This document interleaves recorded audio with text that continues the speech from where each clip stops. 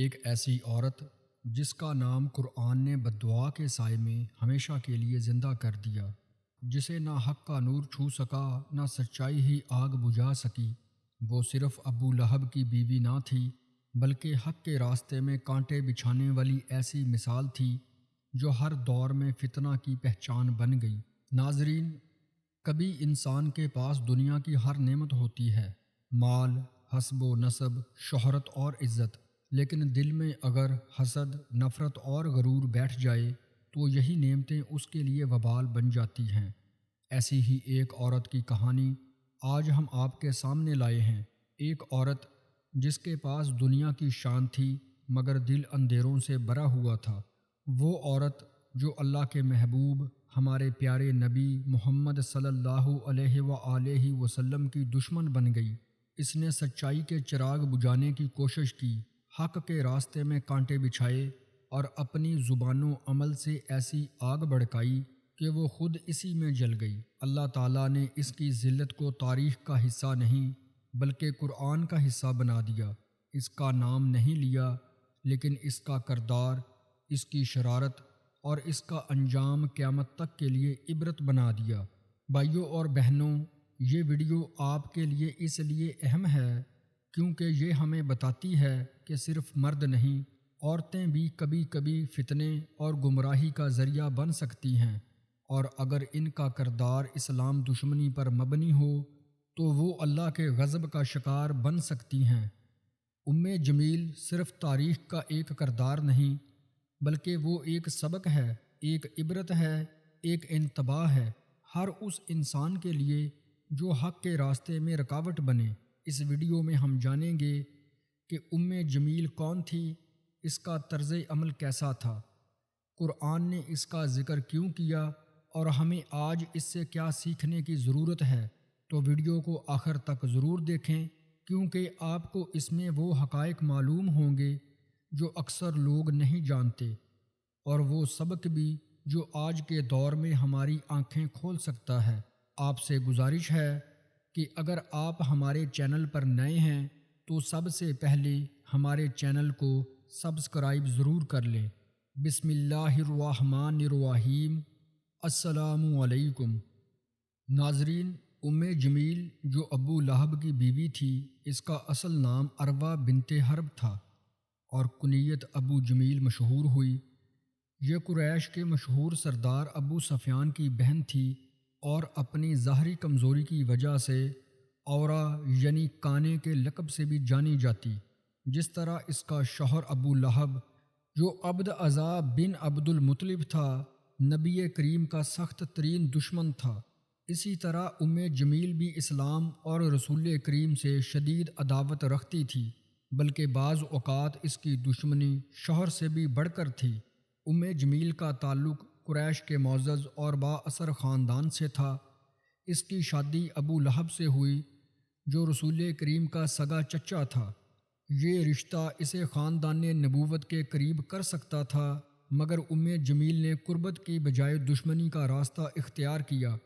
اس کی طبیعت میں غرور، ضد اور حسد کوٹ کوٹ کر بھرا ہوا تھا۔ اس کی زبان تیز، لہجہ سخت اور دل اسلام کے لیے نفرت سے لبریز تھا۔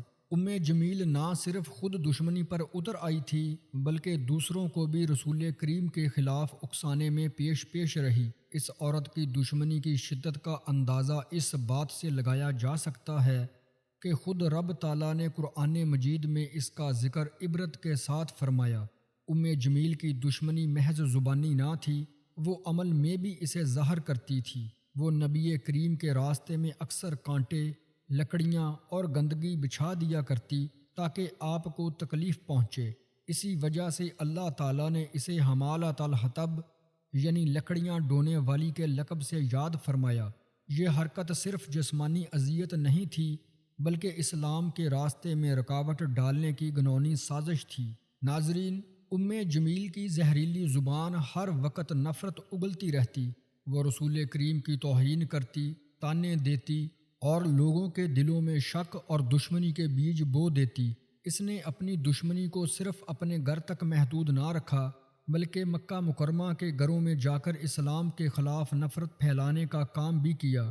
وہ عورتوں کی محفلیں جماتی، انہیں بڑکاتی کہ اپنے شوہروں اور بیٹوں کو رسول کریم پر ایمان لانے سے روکیں۔ جمیل کا پورا وجود اسلام دشمنی کی آگ میں جلستا تھا اور وہ ہر آواز کو دبانا چاہتی تھی جو حق کا پرچم بلند کرتی۔ ناظرین، قرآن پاک کے 30ویں پارے میں سورہ لہب نازل ہوئی، جس میں ابو لہب اور اس کی بیوی جمیل کا ذکر نہایت سخت انداز میں کیا گیا۔ یہ وہ واحد شخص ہے جس کا نام لے کر قرآن میں براہ راست مذمت کی گئی، حالانکہ مکہ مکرمہ اور بعد میں مدینہ المنورہ میں بھی ایسے دشمنان اسلام موجود تھے جو عداوت میں کسی طرح ابو لہب سے کم نہ تھے۔ ابو لہب جو نبی کریم کا سگا چچا اور قریبی ہمسایہ تھا، اس کا گھر نبی کریم کے گھر سے محض ایک دیوار کے فاصلے پر تھا، مگر قربت کے باوجود اس کے گھرانے نے رسول کریم کو ہر ممکن اذیت پہنچائی۔ نماز کے دوران آپ پر بکری کی اوجڑی پھینکی، ہنڈیاں میں گندگی ڈالنا ان کے معاملات میں شامل تھا۔ ابو لہب کی بیوی جمیل تو ہر رات خاردار جاڑیاں رسول کریم کے دروازے پر بچھا دیتی تاکہ جب آپ صبح باہر نکلیں تو تکلیف اٹھائیں۔ یہ دشمنی صرف گھریلو سطح تک محدود نہ تھی۔ ابو لہب ہر اس جگہ پہنچتا جہاں نبی کریم لوگوں کو اسلام کی طرف بلاتے اور وہاں آپ کے خلاف نفرت انگیزی کرتا، لوگوں کو اکساتا۔ اسی رویے پر اللہ تعالیٰ نے سورہ لہب میں ان کی ہلاکت اور انجام کا اعلان فرمایا۔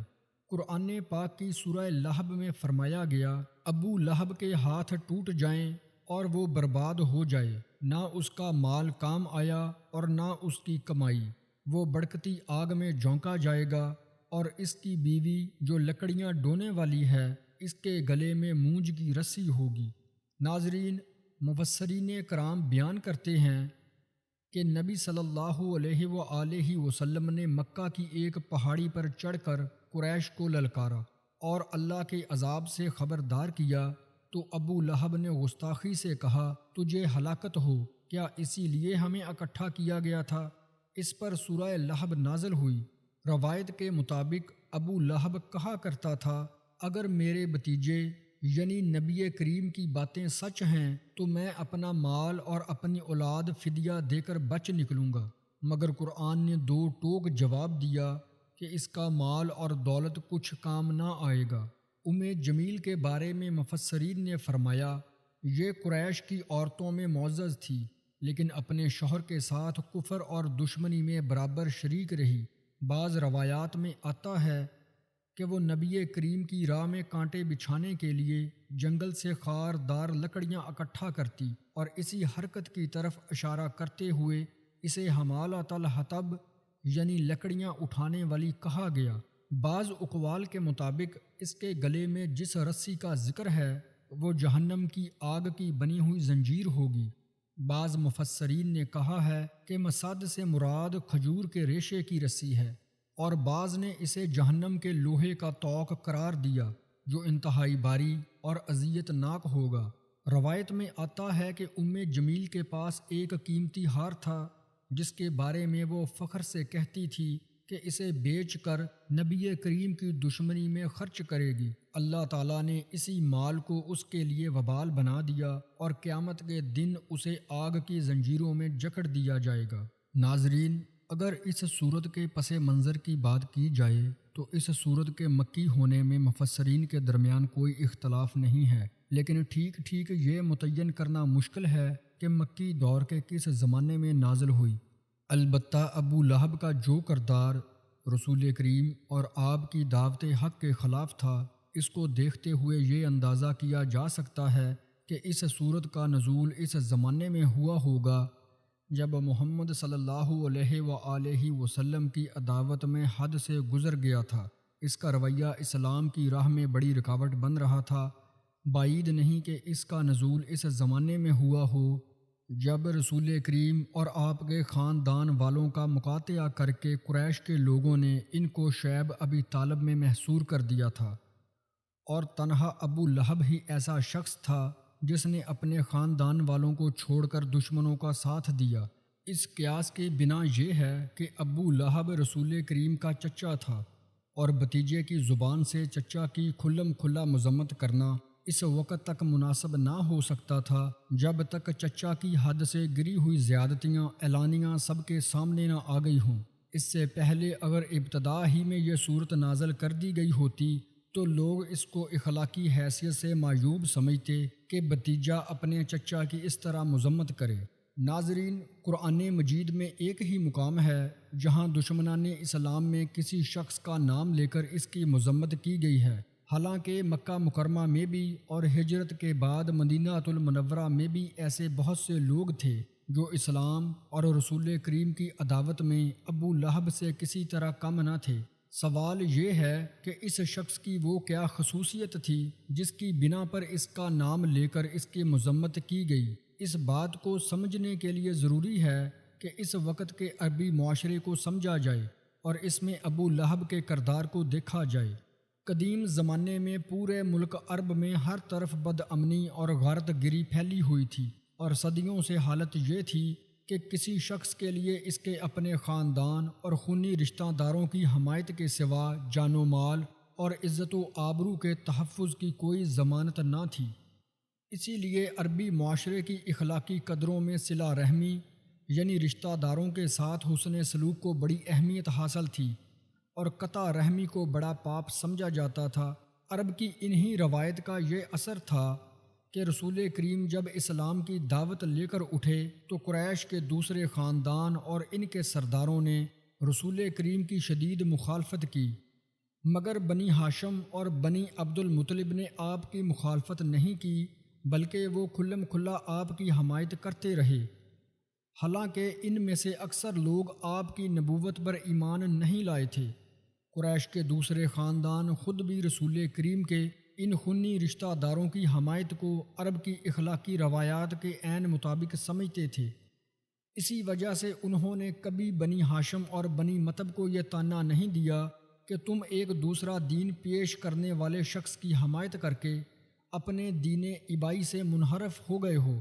وہ اس بات کو جانتے اور مانتے تھے کہ اپنے خاندان کے ایک فرد کو وہ کسی حالت میں اس کے دشمنوں کے حوالے نہیں کر سکتے، اور ان کا اپنے عزیز کی پشت پناہی کرنا قریش اور اہل عرب سب کے نزدیک بالکل ایک فطری امر تھا۔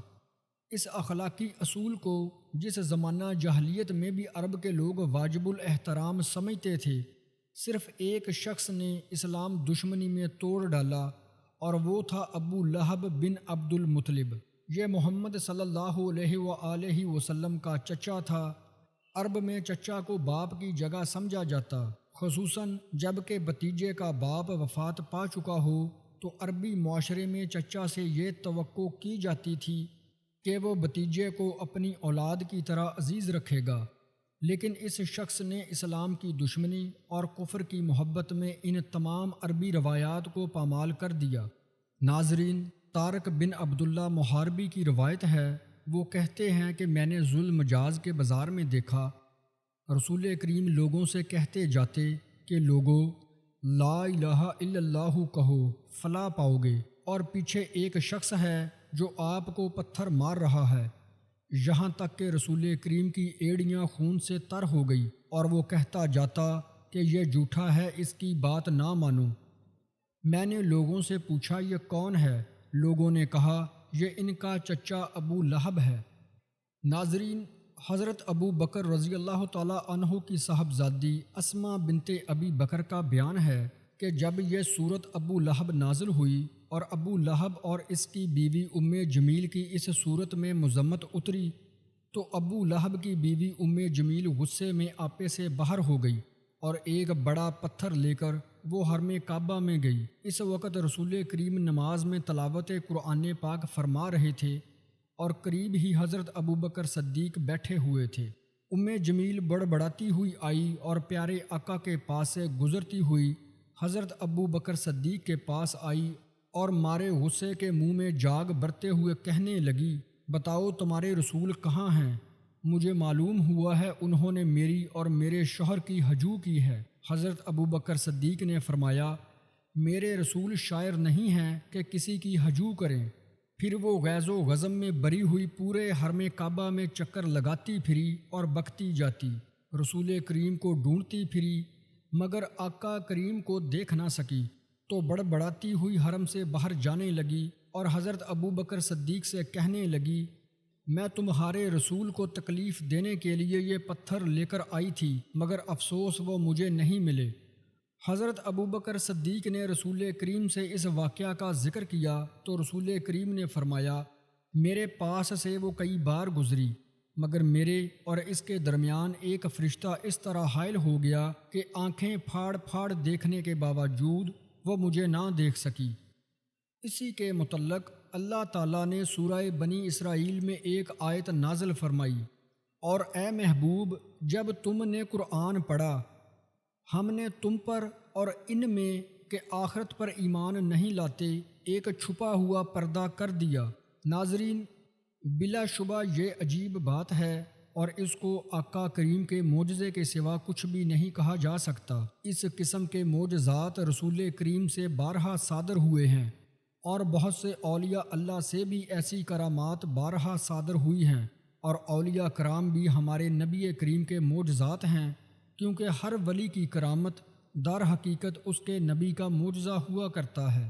ناظرین، ابو لہب کی بیوی کا یہ واقعہ ایک اور جگہ کچھ اس طرح نقل کیا گیا ہے کہ جب رسول کریم پر سورہ لہب نازل ہوئی تو ابو لہب کی بیوی جمیل بنت حرب بہت سیخ پا ہوئی اور غصے کی حالت میں رسول کریم کی تلاش میں نکلی۔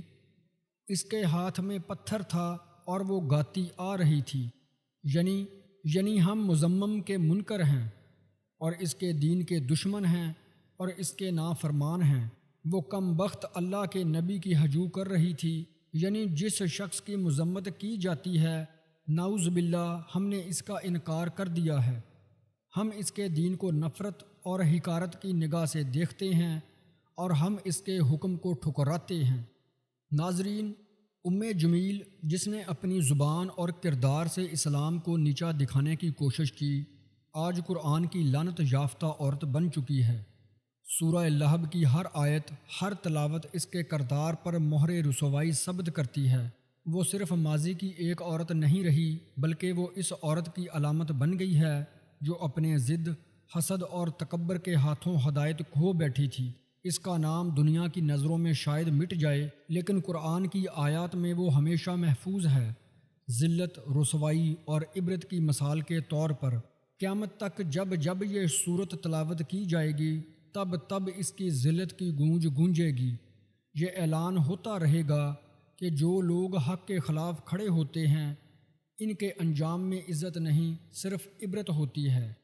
جمیل کی داستان صرف ایک عورت کی کہانی نہیں بلکہ ہر اس انسان کے لیے ایک عبرت کا مقام ہے جو حق کا انکار کرتا ہے، سچائی سے دشمنی رکھتا ہے اور غرور و تکبر میں اندھا ہو جاتا ہے۔ اللہ نے جمیل جیسے کردار کو ہمیشہ کے لیے قرآن کریم میں محفوظ کر دیا تاکہ انسان ہر دور میں سمجھ سکے کہ حق کی مخالفت کا انجام صرف رسوائی، ذلت اور بربادی ہے۔ ہم اللہ تعالیٰ سے دعا کرتے ہیں کہ ہمیں ایسی زبان، ایسا کردار اور ایسے رویے سے محفوظ رکھے جو امت میں نفرت، فساد اور گمراہی کا سبب بنے۔ ہمیں توفیق دے کہ ہم سچائی کو پہچانیں، اسے قبول کریں اور اس پر ڈٹے رہیں، چاہے حالات جیسے بھی ہوں۔ ناظرین، یہ تھی ہماری آج کی ویڈیو۔ ہم امید کرتے ہیں آپ کو ہماری آج کی یہ ویڈیو ضرور پسند آئی ہوگی۔ اگر آپ کو ہماری یہ ویڈیو پسند آئی ہے تو اس ویڈیو کو لائک اور اپنے دوستوں تک ضرور شیئر کریں اور ہمارے چینل کو بھی ضرور سبسکرائب کر لیں۔ اگلی ویڈیو تک کے لیے اجازت دیجیے۔ اللہ حافظ۔